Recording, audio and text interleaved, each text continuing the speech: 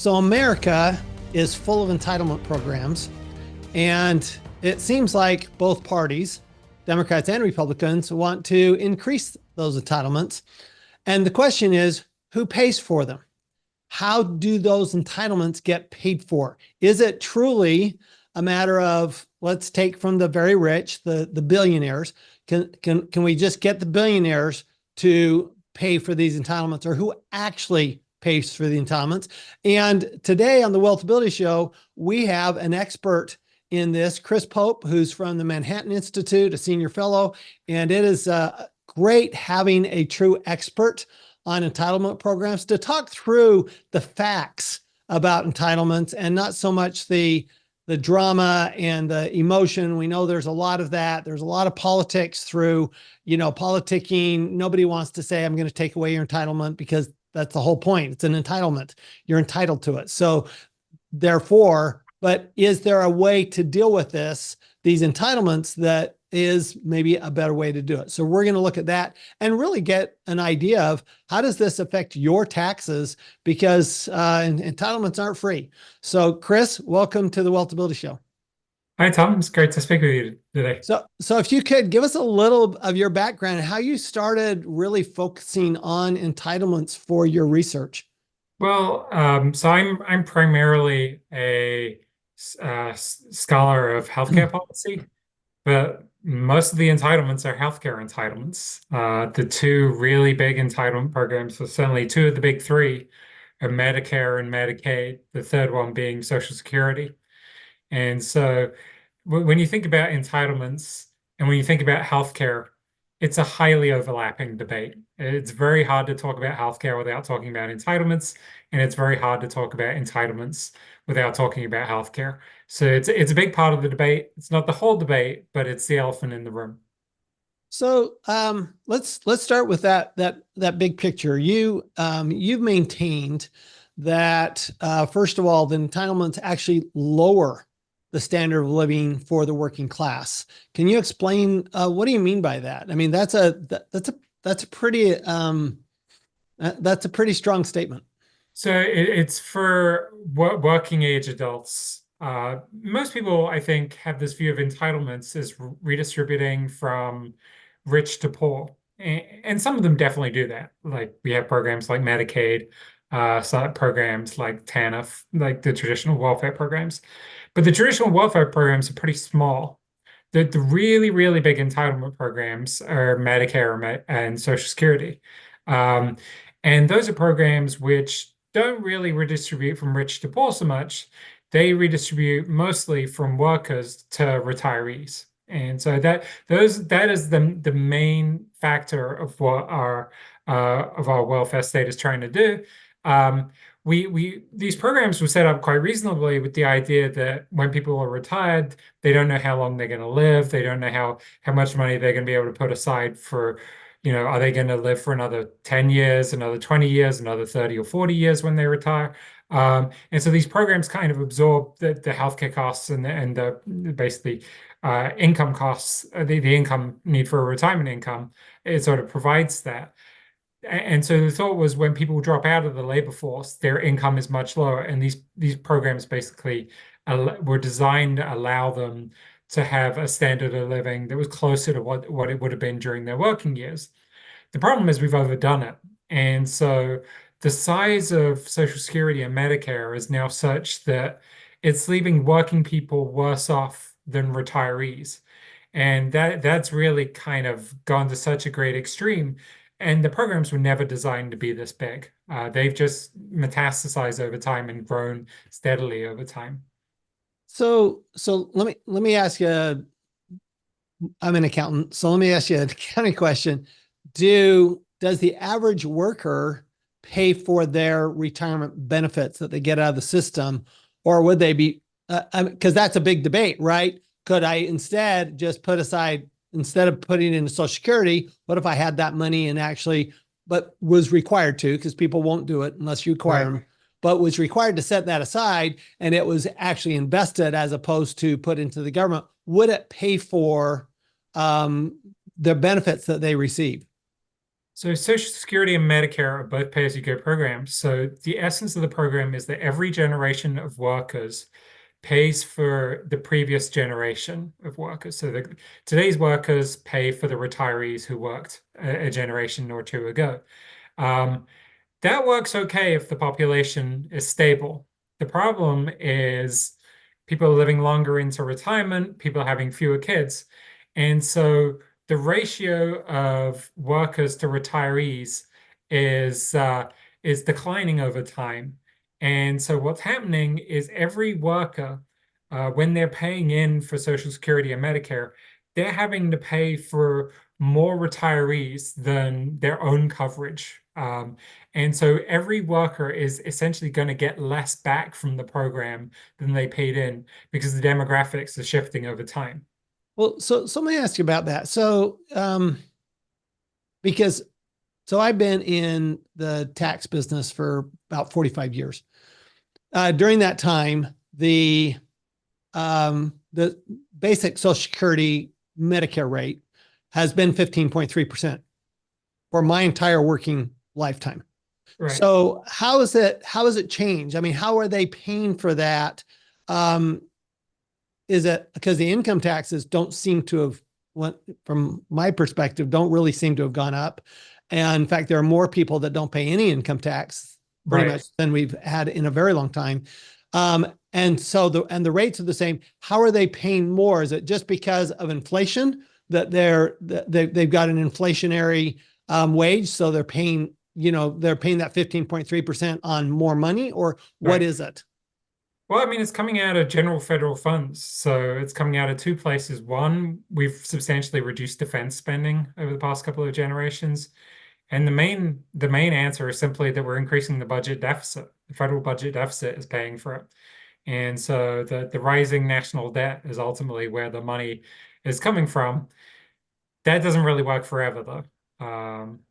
At some point, the investors are going to have a crisis of confidence in lending money to the federal government, and they're going to want to think, well, when are we going to get paid back? Is the federal government going to be able to pay us back to the extent we're going to expect to pay back? And we've seen interest rates starting to increase in what the federal government is having to pay back every year, and so that itself, the burden of uh, interest payments on the federal debt is growing very rapidly to become itself one of the largest elements on the federal budget.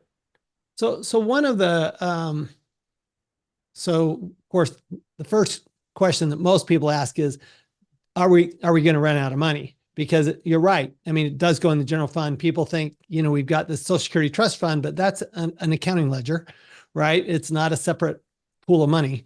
Right. It's an accounting ledger, but it does actually exist as an accounting ledger, and it's required accounting ledger. And we have not too many years because of this population challenge that you're talking about. Although I understand that the millennials now are a bigger population than the baby boomers. So but we do have a declining population. So if that's the case, then are we going to hit that mark? And what's going to happen when it automatically cuts to 85% of the benefits? Do you see that happening? Or is Yeah. there some way to fund that other than just increase the deficit? So it's already been the case for a number of years that the amount of money that the Social Security program is paying out every year exceeds the amount of revenue that it raises in payroll taxes every year. So the system's already running a deficit, and that deficit's growing wider every year.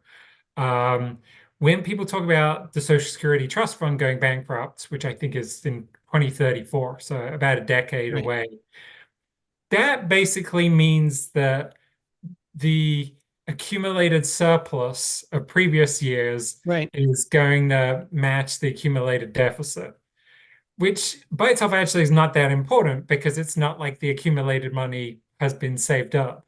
The Right. federal government's just spend that money on other stuff. It's really a bit of an accounting fiction. The key thing is that for at least a decade, we've already been running a deficit every year that's growing wider. And we're ultimately going to have to we're ultimately going to have to find a way to to close the gap between revenues in the Social Security program and expenditures, or basically give up on the fiction that this is a program that's paid for. Ultimately, I think that's probably the healthier thing to do. The benefits are set at somewhat arbitrary levels. Like the amount that people get in benefits is not really related to their contributions, other than in a very roundabout and imprecise way, and that doesn't really correlate. The appropriate thing to do would just be to bring the benefits in line with contributions and think like what actually makes sense, what's sustainable and what's affordable. So one of the things that President Biden has talked about, and Vice President Harris in her campaign recently has basically adopted Biden's budget, and as her tax position, is to actually eliminate the cap on Social Security. It's already been eliminated on Medicare. So Right. there's no cap on Medicare. And they also want to increase the Medicare the higher income Medicare percentage from 3.8 to 5%. Do you think those are good solutions? Do you think that will solve it if that were done, that you would just take the caps off? Well, so the Social Security cap is, I think, around $160,000 in income.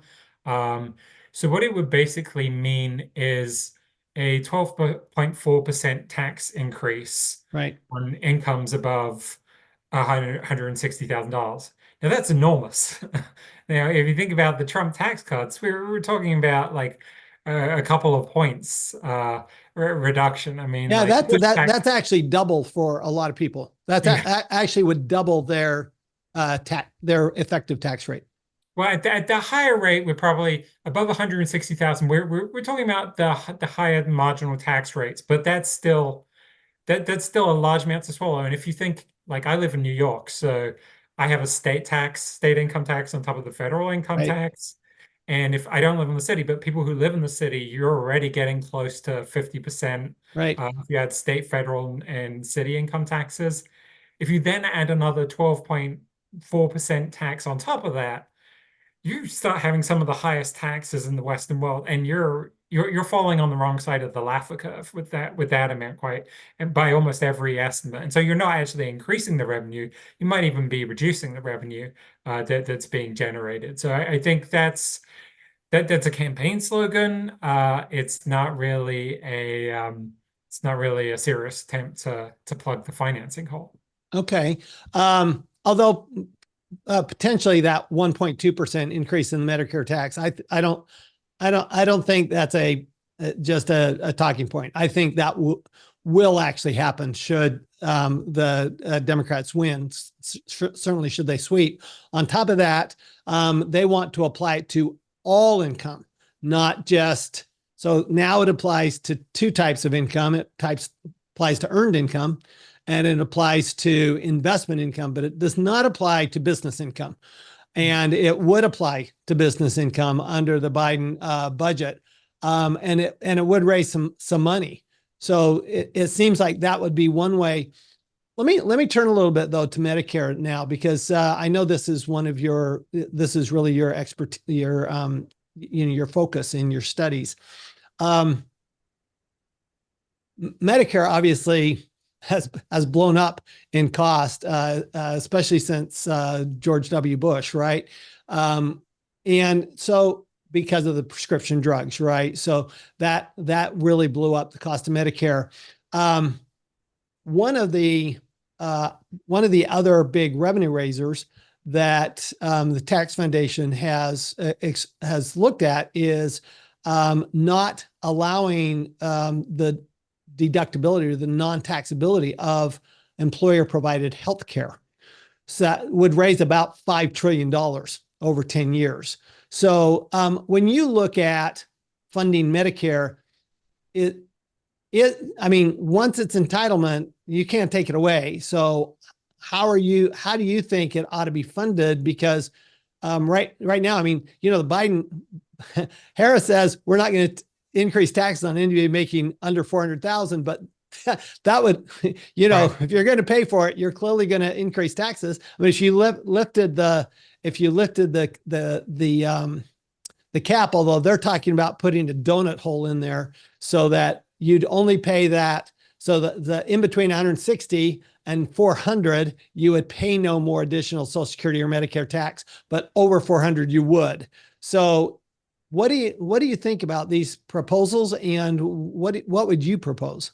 Yeah, so I mean, I think the cost of Medicare has basically been increasing steadily since the moment it was established in 1965. And the reason for it is quite simple. It's actually not really to do with the prices, although it probably was in the early years, that Medicare pays, that the prices Medicare pays for healthcare services are actually below the general level of inflation. It's actually not even about demographic change, although that slightly increased the cost of Medicare. The real reason Medicare's cost keeps increasing is that the program basically pays for any new medical service and technology that is developed, regardless of its cost effectiveness. And so if I develop a new drug, that gets layered onto the existing program. If I develop a new surgical technique, that gets layered onto the existing program. If I develop a new medical device, the benefit package automatically expands. And because Medicare is pretty indiscriminate about what it pays for, it basically says, well, even if it's not very effective, we'll pay for it, which tells it basically innovators that if they do something that's only partially effective, that's going to be hugely reimbursed and very generously reimbursed. And so we have this constant bloat of the benefit package with things that are not hugely effective without really any scrutiny, automatically escalating over time. Hmm. If you actually slowed that increase of the benefit package over time, these additional new services, or even required Congress to pay for any new services that are added to the benefit package, so take a look at it, think, is this new drug really worth it? Is this new surgical procedure really worth it? Well, we have to find the money from somewhere to pay for it. If you actually had a process like that, that would really deal with most of the Medicare fiscal problem that's coming. And Medicare itself is the largest cause of the federal government's overall fiscal problem. So it's a very big deal, this issue of new services being added to the program without any real scrutiny. Interesting. Okay, so I want to turn a little bit to the whole discussion of should we provide health care for everybody. So should there be a national health insurance or a national health program like there is, frankly, in most countries? We're kind of the odd man out, especially when you look at our European cousins. They all have national health. So what are your thoughts on that? And would it actually increase costs? Would it decrease costs? Yeah, so I mean, I think it's generally a good thing that we expect people to buy their own insurance to provide for themselves if they can. Um, and that means that, if the demand for healthcare increases, we can accommodate that demand. The money is there for that increased desire for healthcare. And as societies get richer, people want to spend more on healthcare. There's only so much food you can eat. Right. There's only so much, you can improve your car. Even people get tired of travel after all, but people really want to spend more on healthcare. And that's a pretty reasonable thing for people to want to do as a society gets richer. And so the ability of private insurance to expand and accommodate this demand for more healthcare and better quality healthcare and new services is generally a very good thing. And I think that's one of the things that we do pretty well, and we shouldn't try and get in the way of that. If you look at a lot of the European countries, what they basically has is they have this government healthcare budget.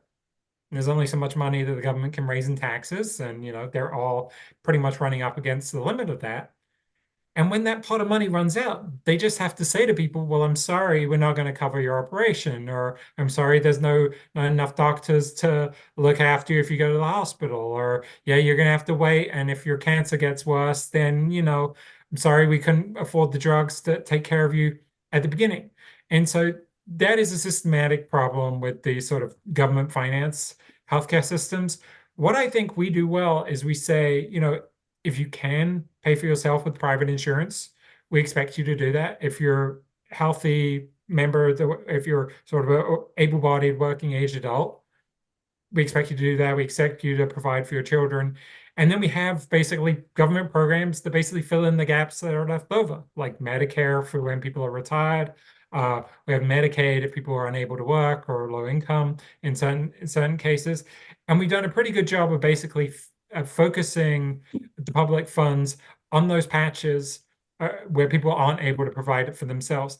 And that basically is much more effective. It means that we're not rationing across the board. We're allowing the healthcare system to grow and be innovative, but also like able to make sure that we get good value for money and we don't just spend what would essentially be trillions of dollars every year just displacing private funds, crowding out private responsibility.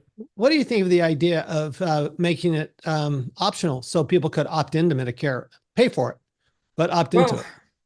so I mean, the devil is in the details there. The real so I mean, like, what is really special about Medicare that's different from a private insurance plan? And the reality is that Medicare has negotiated special rates from Right. hospitals Mhm. and physicians that tend to be lower. Um, Now, the thing is, these Medicare has gotten a bulk discount on this uh, because it's basically said the hospitals can charge people in the workforce, people in private insurance more, and Medicare will pay less, and it's gotten this discount. If everyone if everyone was in Medicare, it wouldn't be able to get the same discount because there would be a massive revenue cut to the hospital system as a whole. So you would essentially find hospital revenues reduced by about a third, and hospitals they wouldn't be able to run with the current price discrimination that they're working. Now, is this price discrimination optimal? Probably not. Is this the best way we could do this? No, but there is no free lunch there by just shifting everyone into Medicare. It would basically get rid of the main thing that makes Medicare relatively cheaper, which is this ability to get a discount relative to the people who are in the workforce. Yeah, I'll give you an example, personal example of that. So I made the mistake once of actually going to get my my blood test done at the hospital where I go for my doctor, and I'm looking at the charge and I'm going, it's $400. I'm going, well, what the insurance paid? Insurance paid $1,000.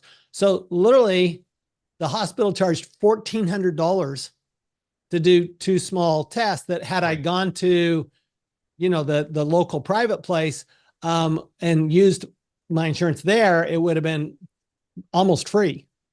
Okay. So they add in all of this overhead into the private, and the private health insurance Exactly right. covers Yeah. it. And so not a really fair way to do it from my standpoint. So is there a solution to that, or is this just the way it's going to be? Yeah, I mean the issue of hospital overheads, I think you put your finger on it, is such a big part of it's like the dirty little secret of American healthcare. It's like how to attribute these overhead costs. And everyone wants someone else to basically pick up these overheads. And we've shifted it away from Medicare and we've shifted it away from Medicaid. And it's kind of ended up in private insurance. And but then, people would prefer to people can avoid them in some circumstances by going to independent clinics and sort of seeking care elsewhere. I think the essence of the problem is that we've indirectly accommodated the hospital industry way too much. And we've basically said that the insurers have to pay for everything. And we've basically hampered their ability to negotiate aggressively with hospitals. And so hospitals basically get any expenditure they make covered by insurance, which just drives up the cost. And we're reaching the limits of this strategy. We're really going to have to unwind that a little bit. I think I can talk about this a little more if you'd like, but the essence of like insurance just being unable to negotiate aggressively with hospitals is the root of so much of our problems in rising healthcare costs, and the lack of efficiency in the healthcare system really comes from that. So, what are your recommendations for getting the whole entitlements particularly the healthcare entitlements, getting the funding for that out of under control, so that in fact, your retiree is living better than your working class American. And even though they may not have put enough funds into that to be to have 20 years of payout, basically, which is really what's happened. In my mind, Yeah. what's happened is when Social Security, Medicare first came on, people weren't living very long after they started getting it. Now they Right. live 20, 30 years after they get it, and it's just going to get longer. Right. Right. And so do we then do, like Social Security, they've kind of bumped it up a little bit, right? From 65 to 66 and a half, 67. They keep bumping that up, or that, which is one way to deal with that. Right. Now, they didn't do that with Medicare, but they did it with Social Security. And of course, that's what France did, right? They said, well, we're going to raise the retirement age, and they had millions of people Right. demonstrating in the streets. So this is a big deal to people. I mean, you don't even whisper that you're Yeah. going to cut Medicare and get elected. Well, I think the beginning of solving the problem starts with the fact that the status quo is actually not that bad in terms of the imbalance. The problem is the growth path. It's the growth path of spending over time. If it was the current level if we kept Social Security spending at the current level, that would be fine. If we kept Medicare spending at the current level, that would be fine, because tax revenues are scheduled to grow over time, just as the economy grows. The problem is that the Social Security benefits are also expected to grow over time. And the Medicare benefits, as I said, because of the addition of new services, they're expected to grow over time even faster. So it's really to rein in the growth path. And I think that's politically a lot easier. Like, when you're reforming entitlements, it's extremely hard to take away stuff from people. And that's understandable. People plan their lives around these benefits. When you're planning a retirement, you expect a certain amount of Social Security, you expect a certain healthcare benefit package. That's totally understandable that you don't want to take away from people what they've kind of built their futures on, expecting to arrive. But what you can do is you can say, this is the nature of the benefit package that you've been accustomed to. We're just going to stop increasing it so greatly over time. Or the Social Security benefits, we're going to change the way these are indexed over time. We're going to basically say we're going to keep adjusting them for the growth of prices, but they're not going to keep increasing with wage rates, which are growing higher. So your focus is on containing costs rather than just raising taxes. Taxes are they're a big deal to the average American. If you look at a business owner, let's say they make $100,000. If they're a sole proprietor, they're paying 15.3% Social Security and Medicare on that full $100,000. Of course, we do tax planning so that they don't pay 15.3%. And right now it's very doable, which is something that Biden has actually suggested and Harris have suggested, to eliminate that ability to not pay 15.3% on everything. They want that big tax increase on small business, which it is small business. That it's the small business owner who is not paying it all right now that would get the big tax increase. And it certainly would be less. I have a hard time believing that they're going to be able to do it on just people making over 400,000, because there aren't that many people. Yeah, no, that makes a lot. I think that's right. I think, as I was saying earlier, it's really hard to take things away from people that they're accustomed to. And I think that's why there's a bit of an asymmetry here between the two reform paths. Just slowing the rate of growth of benefits doesn't take things away from people. Imposing a big new tax on people, that really disrupts their lives. That really you talk about small businesses, that's not just the individuals, it's the communities they're part of as well. They're going to suffer. It's the people getting their services, the people that work for them. You're not just hitting the business owner, you're hitting everyone that depends and works with them. So what do you say to the two parties that want to increase entitlements? Both parties are running on increased entitlements. JD Vance has said he wants to increase the child tax credit to $5,000. Right. Kamala Harris has said she wants to increase it to $3,000, but also give $6,000 for new babies. Yeah. What do you say to those politicians outside of how are you going to pay for it? Oh, that was going to be my answer. How are you going to pay for it really is the question. That's there, and there's no avoiding that. I mean, if that wasn't a problem, there wouldn't really be a debate. I mean, that is the whole discussion. Do you think the proposals? So the Democrats have a $5 trillion tax increase package, and that would mostly be um, the proposal would take from the higher income and give it to the and really give it to these entitlements for the lower income. Um, do you think that's politically workable in what in your studies? Is that something that it makes sense? Do you take $5 trillion out of? Of course, I have my economics hat on, and I'm going. That makes no sense. Take it from investors and give it to consumers, because all you do is create stagflation when you do that. But outside of that, do you think that that is a viable way to pay for it? Yeah, I think I find it hard to believe that they even fully believe in it themselves. Like I think everyone kind of knows that that magnitude of a tax increase is just not feasible. I mean, I think like when it comes down to specifics, who is going to face like a tax increase of a certain magnitude? They're just very, very shy about it. If you and this is not just the presidential candidates. On when you actually come down to the rank and file in Congress, Democratic members in suburban swing districts, um, how many of them really want to defend like a $500 tax increase on people? It's actually not that many. Like most politicians really don't like taking things away from people, and a tax increase is it's like the most naked way of taking stuff away from people, right? It's the most painful thing a politician can do. So I think politicians have never really been eager to increase taxes. If you look at American history, the only time taxes have really, really gone up very fast has been during the wars, during World War II, during World War One, when there's kind of the excuse that everyone kind of accepts of, we have a massive military conflict that we need to win, and taxes were pushed way up. And if you actually sort of think, why was the tax burden so high?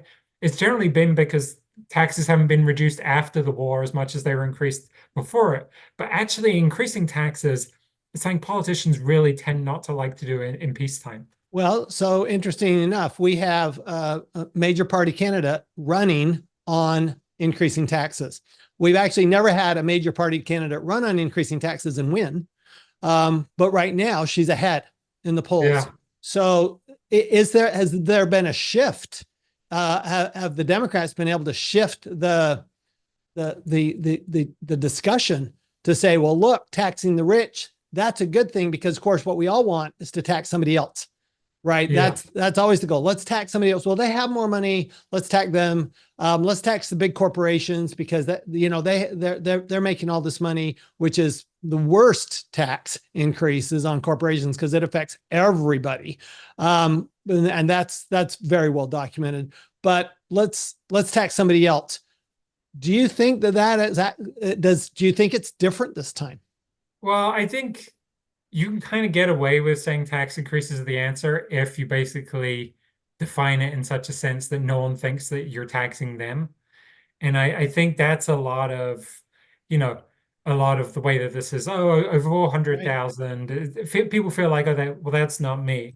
Um, and but the flip side of that is you basically end up not really being able to point to anyone that you're significantly taxing. And if you think about the incomes over 400,000, you're talking about people who have very heavily capital oriented incomes. Right. And as we know, capital is very, very mobile and very, very sensitive to taxes and I mean, very easy to move around and very easy to avoid the tax burden in that way. And so your ability to generate substantial revenue by focusing on a small percentage of the population is generally pretty small. But by focusing on that particular small percentage of the population is probably even less because they have much greater ability to shift their income or to kind of shift it into less taxable areas. And so I find it hard to believe that they're actually going to get very much revenue if they were taking this seriously. I don't think it's really intended as a serious policy proposal. And if you actually sort of look at, I think the flip side of this is that if you look at the history of entitlements over the past half century or so, Congress is constantly cutting Medicare. It's constantly pruning Medicare, cutting payments for various services, trimming the nature of benefits, like adding various qualifications, altering what's covered, um, changing payment systems, everything quietly under the hood in a bipartisan manner. And it's cut hundreds of billions of dollars out of the Medicare program over time, but it doesn't talk about it. Democrats don't like to talk about it unless they can blame it on Republicans. Republicans don't like to boast about it because they don't want to scare seniors. But pretty often you get massive bipartisan budget legislation, and it tends to be focused by these pretty sensible reforms to Medicare. Just no one ever really boasts about it, so people don't realize that it's going on. I'd expect that you would find more of that going on, especially as so much of the increasing costs of entitlements come out of Medicare, comes out of Medicaid and other healthcare programs. That we'll find that actually, you know what? If members of Congress are forced to choose between raising everybody's taxes by thousands of dollars every year and just slowing the rate of growth of entitlements, they're going to find ways to slow the rate of growth in entitlements that people don't even notice because people weren't accustomed to the fact that entitlements were any different to what they were used to in the past. Well, on top of that, you have the challenge that, when the 16th Amendment was passed and we got the income tax, it only applied to the very wealthiest Americans and only at a very small rate. And now it applies to more than 50% of Americans at much higher rates. And so the idea that, that's the camel's nose in the tent, right? Once you get this idea out and you keep proposing it, once you get, let's say you get a wealth tax on people with $100 million or more, that then becomes, 10 million, and then it becomes 1 million. And then it's just a wealth tax, right? And Yeah. it may be narrowed for practical considerations to capital gains on, on marketable securities and not on your home and not on your business. But there is, excuse me, there's always that aspect of it is a slippery slope, and we have to be careful. So this has been a great discussion, Chris. Can you do two things for us? First of all, final words and any recommendations for what an average entrepreneur or business person ought to be looking for and paying attention to in this area, and then let us know where to find more about you and your work. Yeah. So well, I think that the main thing here is really just to realize how big Social Security and Medicare are compared to every other program. Um, like I think it's something like 95% of seniors get Social Security and Medicare. Um, Less than 5% of working adults get any other welfare program, and the benefits are much larger uh, for for um, for Social Security, especially than any cash benefit program that working age adults are getting. So it's not even close. The fiscal, whenever there are reasons to worry about entitlements for working age adults, probably for work incentive reasons and cultural reasons that are completely legitimate. But when we're talking about the fiscal burden, it's the retirement programs really that are driving it. Now, what entrepreneurs need to think about, I mean, I'm afraid they're probably going to have to just react to what Congress does. Uh, like Yep. they're kind of caught in the crossfire, and Congress is going to be looking for money. But ultimately, entrepreneurs have got a pretty good case to make back to Congress, and members of Congress are going to recognize this. If there's talk of a wealth tax, they can make the argument that capital goes where it's appreciated. Um, and does this country want to be the home of where the world parks its investment money, or does it not? I think the United States does really well out of the fact that people right around the world think, where is the place that when I invest my money, I'm going to get a good return on it? The government's not going to take most of it. It's going to generate a good, strong return. That is a massive asset. And I think everyone deep down kind of understands that about the United States and understands that about tax policy. So, So, Chris Pope, at the Manhattan Institute. What's the best place to go to get find out more about your studies and your research? I think you can just Google my name, Chris Pope, at the Manhattan Institute, and you should be able to find my website, which has all the articles that I write on a Awesome. fairly regular basis. Thanks so much, Chris. This has been a really fascinating discussion. Remember, we have to pay attention to these bigger issues because they always end up in taxes, and they always end up in the money's got to come from somewhere. This is something I'm not quite sure either political party quite understands, but you cannot run those deficits forever. It's got to come from somewhere, and it's either going to come through inflation. That's one way to pay down the deficit. It's through inflation, which is a horrible tax, actually the worst tax we have because it's the most regressive tax. Or it's going to come from tax increases. I mean, those are the two places it can come from by understanding what's going on, by paying attention, and there is planning you can do. Just remember that you'll always make way more money and pay way less tax when you're watching programs like this. So please subscribe. Please click like below and share it with your friends because we want to get this information out so that everybody can make way more money and pay way less tax. We'll see you next time. This podcast is a presentation of Rich Dad Media Network.